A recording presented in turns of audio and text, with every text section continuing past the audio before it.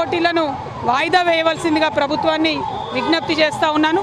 ఐపీఎల్ని కూడా వాయిదా వేసుకున్నారు. ఎట్లయితే ఐపీఎల్ వాయిదా వేశారో మిస్ వరల్డ్ పోటీలు కూడా వాయిదా వేయాలి. ఎందుకంటే ప్రపంచమంతా కూడా పోటీలన్నీ కూడా ఛానళ్లలో చూస్తూ ఉంటారు.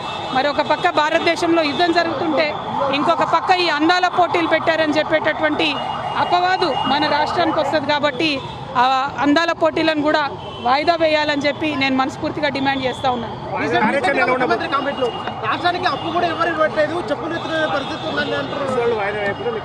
మిస్ వరల్డ్ వాయిదా వేయమని విజ్ఞప్తి చేస్తున్నాం ప్రభుత్వానికి. ఎందుకంటే ఇది విఘ్నత ప్రదర్శించాల్సినటువంటి సమయం.